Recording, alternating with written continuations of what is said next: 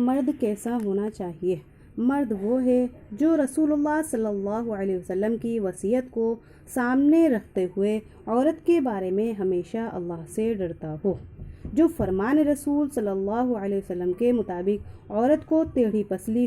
کی طرح سمجھتا ہو، ٹیڑھی پسلی کی طرح سمجھے اور اس پر بے جا سختی نہ کرے، جو عورت کی بڑی بڑی خوبیوں سے فائدہ اٹھائے اور اس کے لیے اس کی چھوٹی چھوٹی کمزوریاں نظر انداز کر دے اور اس کے ساتھ اس کا جیون ساتھی بن کر زندگی گزارے، جو روٹی کپڑا اور رہائش یعنی رہنے وغیرہ کی چیزیں مہیا کر کر احسان نہ جتلائے بلکہ اس کا شکر ادا کرے، بلکہ اس کا مشکور نظر آئے، جو عورت کی عزت نفسیہ کا خیال کرے یعنی عورتوں کو عزت دے اور اس کی انا کی دھجیاں نہ اڑائے، جو عورت کو محبت ہی نہیں بلکہ عزت بھی دے اور مقام بھی دے۔ تو یہ تھی مرد کی خوبیاں۔ اب ظاہر سی بات ہے مرد ان خوبیوں کو جب ہی ادا کرے گا جب آپ کو بھی اس کے ساتھ کمپرومائز کرنا ہوگا، یعنی مرد کی تو خوبیوں میں خوبیاں ڈھونڈتی رہو، مرد کو تو سدھارنے پہ لگی رہو کہ ہاں مرد سدھر جائے اور آپ اپنی منمانی کرتی رہیں، بلکہ دونوں ہی طریقے سے زندگی کو ایک ساتھ لے کے چلنا پڑے گا۔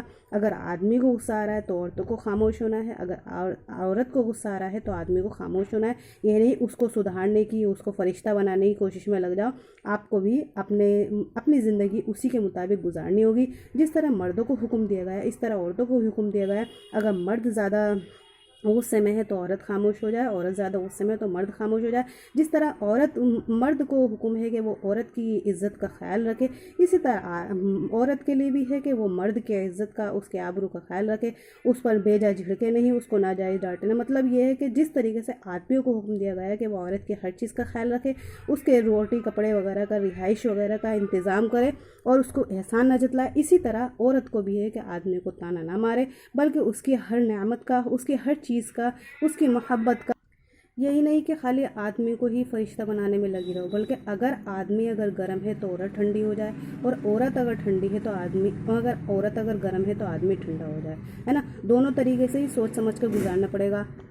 جس طرح وہ آپ کی تمام ذمہ داری کا خیال رکھ رہا ہے، اسی طرح آپ بھی اپنے گھر میں رہ کر اس کی تمام ذمہ داری کا، اس کا کھانے کا، وہ تھکا ہارا آ رہا ہے تو فوراً آتے اس کو پانی پلائیں، اس کو کھانے وغیرہ پوچھیں، یعنی آتے ہی اس کے اوپر سوار ہو جائیں کہ بھئی ایسا ہوا ویسا ہوا، آپ ایسے نہیں کرتے ویسے نہیں کرتے، نہیں، بلکہ آدمیوں کی ذمہ داری کا عورت پر بھی فرض ہے کہ وہ بھی آدمی کی ذمہ داری کا خیال رکھے۔ جس طرح آدمیوں کو ذمہ داری دی گئی ہے کہ وہ عورتوں کا خیال رکھے، اسی طرح عورت کی بھی ذمہ داری ہے کہ وہ اپنے آدمیوں کا خیال رکھے۔ تھوڑی بات ہے لیکن اس بات کو زیادہ سمجھنا، اب ماشاءاللہ زیادہ سمجھدار ہیں ہر انسان، تو اس کو سوچ سمجھ کر اپنی زندگی کے فیصلے اچھی طریقے سے لے۔ دیکھو ملت داری میں مزیداری ہے، جس طریقے سے ہم جتنے بھی زیادہ کمپرومائز کریں گے، جتنے بھی زیادہ، دیکھو اللہ کے نبی کا بھی حکم ہے کہ زیادہ فضول خرچہ کرنے والا جو ہے، قرآن میں بھی آیت میں ہے کہ زیادہ فضول خرچے کرنے والے شیطان کے بھائی ہیں۔ اگر دیکھو کم میں اگر گزارا ہو رہا ہے، پیار محبت سے کام چل رہا ہے تو کم میں ہی زندگی بسر کریں، زیادہ رائتہ پھیلانے کی ضرورت نہیں ہے نا۔ تو زیادہ سے زیادہ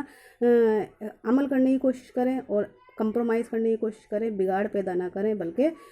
صلح سے کام چلائیں، ہے نا، صلح سے گھر چلائیں۔ اور ظاہر سی بات ہے اگر ہم اس طریقے سے زندگی گزاریں گے تو اللہ کے رسول، جب ہمارے اللہ کے نبی نے فرمایا کہ جب اللہ راضی تو میں بھی راضی، اور جب اللہ اور اللہ کے نبی راضی تو ہمارے دنیا میں آنے کا مقصد بھی حل ہو جائے گا انشاءاللہ تعالی۔ السلام علیکم ورحمۃ اللہ وبرکاتہ۔